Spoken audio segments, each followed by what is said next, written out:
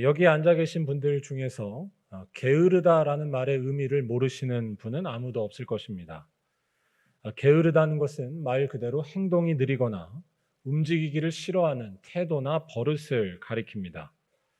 쉽게 말해서 나태하다라는 것을 우리는 게으르다라는 말의 기본적인 의미로 이해합니다.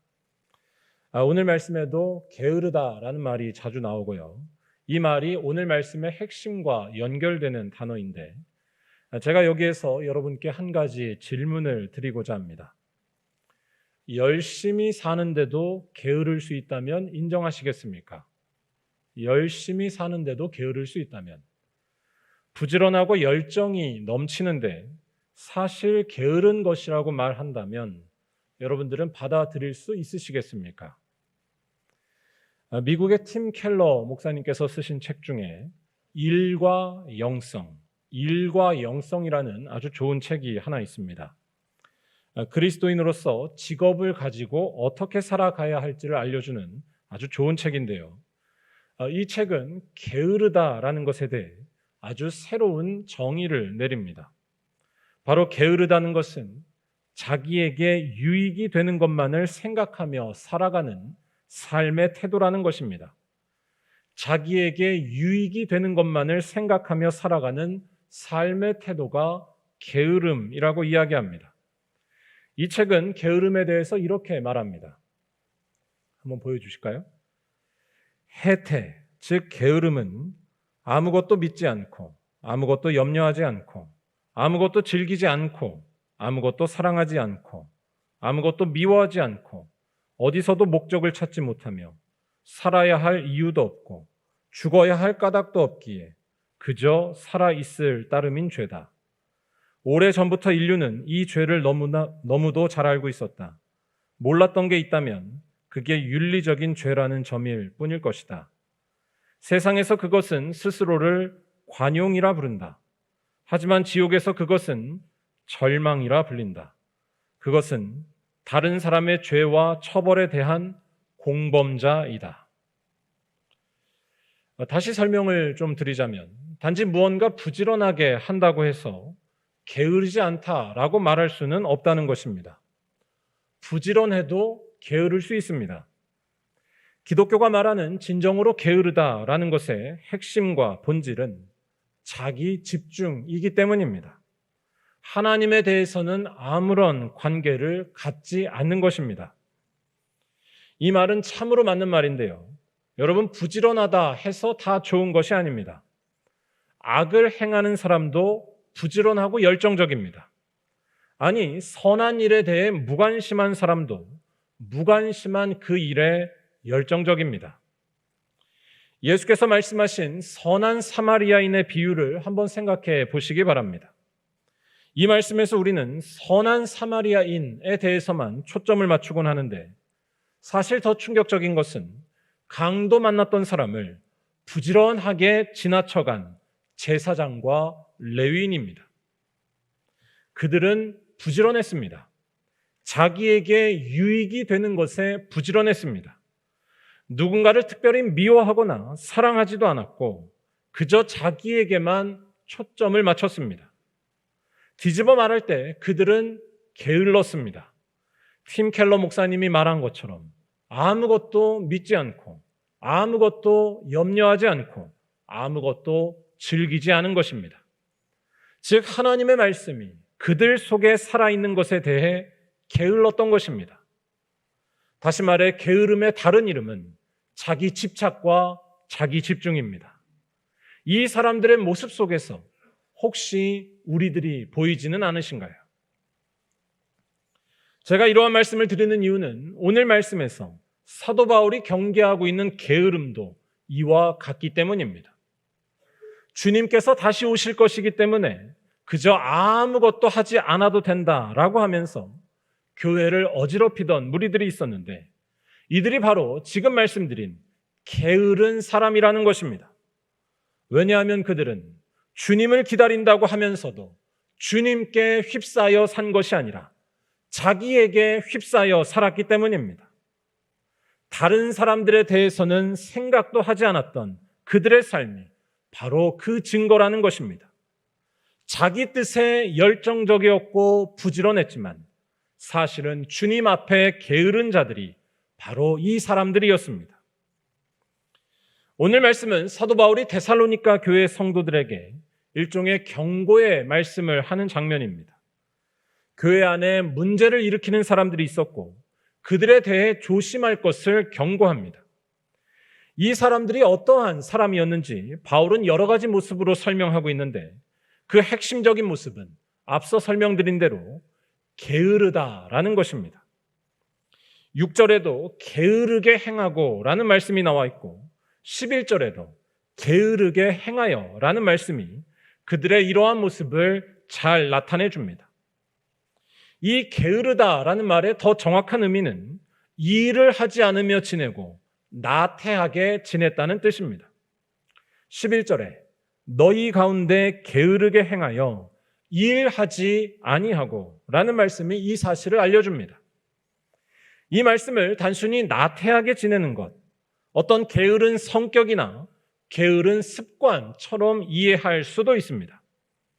아침에 일찍 일어나기를 잘 못하고 맨날 늦잠 자고 또한 할 일을 뒤로 미루는 것에 익숙한 그런 것으로 보는 것입니다.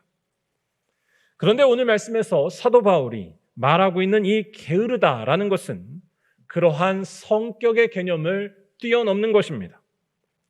오늘 말씀이 지적하는 이 사람들은 정말로 게으른 행동을 한 것은 맞지만 이것이 단순히 성격의 차원의 문제가 아니라는 것입니다.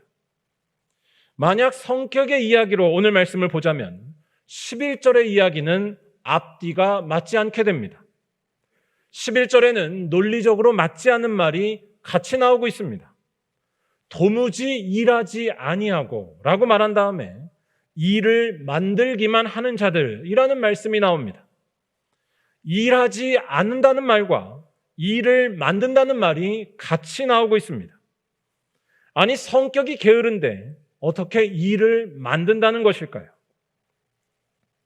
다시 말해 지금 데살로니가 교회에서 문제가 되고 있었던 이 게으른 사람들은 단순히 느리거나 어떤 나태한 성격의 사람을 말하는 것이 아닙니다. 역설적이게도 이들은 부지런해서 게을렀습니다. 이들은 부지런해서 게을렀습니다. 바로 자기들의 본성에 대해 부지런한 것이었습니다. 그들은 예수의 재림이 가까웠기 때문에 세상의 미련을 갖지 말고 지금의 삶을 등한시해도 된다라고 말했지만 그들의 실상은 자기들의 편안함을, 자기의 욕망을 추구하는 것에 있었다는 것입니다. 대단히 영적으로 보였지만 지극히 세속적이었습니다. 오늘날 교회를 어지럽히고 있는 이단들과 하나도 다를 바가 없는 모습입니다. 게으름이라고 하는 오늘 말씀은 이들의 이러한 실체를 꿰뚫어 본 사도 바울의 예리한 표현이었습니다. 오늘 말씀을 다시 잘 보시기 바랍니다. 일단 12절에 사도 바울이 이들을 향해 조용히 일하며 자기 양식을 먹으라 라고 권면한 것이나 또한 10절 말씀에서 누구든지 일하기 싫어하거든 먹지도 말게 하라 라는 말씀이 이 사람들의 게으른 모습을 잘 나타내 줍니다. 특히 일하기 싫어하거든 먹지도 말게 하라 라는 말씀은 일종의 격언처럼 많이 쓰이는 말인데요. 여기에서 우리가 집중해야 할 것은 이 말씀이 드러내려는 우리 인간의 본성입니다. 바로 일하기를 싫어하고 결국 자기에게 편리한 것만을, 자기 하고 싶은 것만을 찾으려는 우리의 본성입니다. 이 말씀에 나왔던 싫다라고 하는 말은 그 사람의 의지와 마음을 분명히 드러내는 말입니다. 일하지 않고 그저 편안히 지내는 것만을 좋아했다는 것입니다. 정확히 말할 때 자기만을 위하는 것이 좋았던 것입니다. 그렇지 않은 것은 싫어했다는 것입니다. 방금 읽은 8절을 잘 보시기 바랍니다. 누구에게서든지 음식을 값없이 먹지 않고 오직 수고하고 애써 주야로 일함은 이라는 이 말은 사도 바울이 스스로에 대해서 설명하는 말이기도 하지만 동시에 지금 문제가 되고 있었던 사람들이 어떤 행동을 하고 있었는지를 알려주는 말씀이기도 합니다. 즉 그들은 음식을 값없이 먹었고 수고하지 않았으며 일도 안 하면서 자기 것만을 찾았다는 것입니다. 물론 이 사람들이 몸이 좀 아프거나 또 일하기가 어려운 조건이나 형편에 있었다면 남들의 수고에 의지하는 것, 그러면서 먹는 것이 아무런 문제가 되지 않았을 것입니다. 하지만 이들은 그렇지 않았습니다. 충분히 일할 수 있는데도 일하지 않았고, 그러면서 남이 주는 수고의 열매는 놓치지 않은 것입니다. 아마도 이때 이들에게 값없이 베풀어진 이 음식들은 다 교회 헌금으로 나왔을 것입니다. 8절에서 바울은 자신은 폐를 끼치지 않았다라고 말하는 것은 거꾸로 말해 지금 문제를 일으키던 이 사람들은 폐를 끼쳤다는 것입니다. 이들은 신앙을 핑계로 자기를 위하기만 하고 그래서 교회 재정에도 심각한 피해를 주는 이들이었습니다. 아주 부지런한 게으름뱅이였습니다. 다시 말해 이 사람들은 단순히 종말이 올 것이기 때문에 일하지 않아도 된다라고 말하는 정도가 아니었습니다. 그러한 말도 문제가 대단히 많지만 이들의 실상은 그것을 넘어서서 오직 자기를 위한 삶을 추구했다는 데 있다는 것입니다. 정말로 이들이 현재의 삶에 대해 무시하려고만 했다면 극단적으로 말할 때 먹는 문제도 별 신경을 쓰지 않아야 하지 않을까요? 이 사람들의 숨겨져 있는 실제 모습은 예수의 재림을 기다리는 것이 아니라 자기의 편리함을 추구하는 것에 있었고 거기에 대해 부지런했다는 것입니다. 더 나아가서 이 사람들은 자신들의 이러한 생각을 주변에 전파하기까지 했습니다. 아까 읽었었던 11절에 일을 만들었다라는 표현이 이 사실을 알려줍니다. 자신들의 생각과 방향만이 옳다는 것을 주장하기 위해 다른 사람에게 피해를 끼치기까지 한 것입니다. 이 11절이 말하는 일을 만들었다라는 것은 문제를 일으켰다는 것입니다. 즉 종말이 오니까 일을 하지 않아도 되고 대충 살아도 된다는 자기들의 그 생각과 믿음을 전하면서 문제를 일으킨 것입니다. 다른 사람의 직업을 관두게 한다든지 가정을 버리게 한다든지 등등의 일을 만든 것입니다. 아마도 이 사람들 때문에 데살로니가 교회 안에서는 많은 피해자들이 생겼을 것입니다. 멀쩡한 직업을 관두고 가난해진 이들, 그로 인해서 가정이 파괴되거나 버려진 아이들, 또한 버려진 아내들이 많이 생겼을 것입니다. 즉 지금 문제를 일으킨 이 사람들에게 중요한 것은 다른 사람이 아니라 자기밖에 없었습니다. 다른 이들의 어려움이 눈앞에 보이는데도 전혀 신경 쓰지 않고 자기 주장만을 하고 있는 모습이 그 사실을 알려줍니다. 이들은 자기에게 부지런한 자들이었고 그 결과는 파괴와 혼란이었습니다. 그래서 사도 바울은 7절 말씀에서 이들의 모습을 두고 무질서라는 말로 요약하기도 합니다. 영어 성경으로 보면 이 말씀을 무책임이라는 말로도 번역했는데요. 무질서나 무책임이나 잘 생각해 보면 결국 오늘 말씀의 핵심 단어인 게으름이라는 말과 다 연결됩니다. 질서를 찾는 것에 무관심하고 주님의 뜻을 잡거나 책임을 지는 것에 무관심한 것, 곧 게으름과 나태함입니다. 나밖에 남지 않은 것입니다. 하지만 사도 바울은 이들과 달랐습니다. 예수께서 다시 오심을 안다는 것은 결코 자기만을 위하는 게으름과 연결되지 않는다는 것입니다. 예수께서 다시 오심을 진정으로 믿고 받아들이는 자는 오히려 반대가 되어서 열심히 산다는 것입니다. 자기는 없어지고 주님의 뜻만 남는 삶으로 변화하기 때문입니다. 먼저 오늘 말씀에서 사도 바울은 이들의 모습에 대해 분노하면서 강력하게 책망하고 경고합니다. 6절을 보시면 이러한 사람들과 가까이 하지 말 뿐만 아니라 아예 떠나라고까지 이야기합니다. 또한 14절을 보면 바울의 이러한 권면을 받아들이지 않는다면 이런 사람은 사귀지 말고 거리를 둬서 아예 그 사람이 스스로 부끄러움을 느낄 수 있는 지경이 되게까지 하라라는 말을 합니다. 이들의 이러한 모습이 아주 문제가 있으며 교회를 망치는 것임을 말해주는 것입니다. 바울이 이렇게 세게 말하고 있는 이유는 간단하고 분명하다고 할 수 있습니다. 주님께서 다시 오신다는 그 사실은 우리 모든 믿는 자들에게 잊어서는 안 될 중요한 사실이지만 이 사실이 말하려는 초점은 나 자신에게 있지 않다는 것입니다. 다시 오실 주님을 믿고 한다는 것은 본질적으로 우리들의 관심이 주님의 뜻으로 충만해지는 것에 있는 것이지 자기의 편리만을 추구하거나 남의 삶을 해치는 것은 아니라는 말씀입니다. 왜냐하면 주님께서 다시 오시는 일은 우리들에게 그 무엇보다 소중하고 모든 것을 잊게 하는 가장 중요하고 놀라운 사건이 되기 때문입니다. 주님께서 다시 오시면 우리들의 생명이 완성되는 줄로 믿습니다. 어둠이 없고 그늘이 없는 생명이 그날에 이루어지는 줄로 믿습니다. 이 사실이 정말로 손에 잡힌다면 그러한 생명을 완성하실 주님으로만 내 속이 채워지는 것이지 나의 본성이 더욱 커지는 것은 결코 아니라는 것입니다. 바울은 이러한 사실을 자신을 예로 들어서 설명합니다. 바로 주님의 다시 오심을 기다리는 나 바울은 다른 사람을 위하여 나의 권리를 포기하며 살고 있다는 것입니다. 이 사실을 말하는 8절과 9절 말씀을 우리 한번 다 같이 읽어보도록 하겠습니다.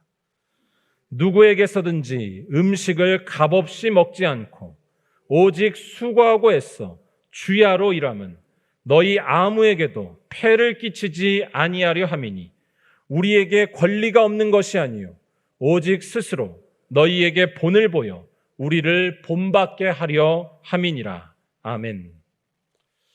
바울은 충분히 다른 이들에게서부터 양식을 공급받거나 사례를 받을 수 있는 자격과 권리가 있었습니다.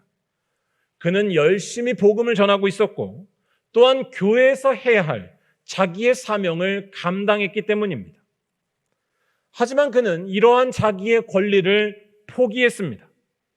그 이유는 간단합니다. 1차적으로는 데살로니가 교회에 대해 폐를 끼치고 싶지 않았기 때문입니다. 부담을 주고 싶지 않았다는 것입니다. 자기의 호주머니보다 자기의 사정보다 교인들의 사정이 더 중요했다는 것입니다.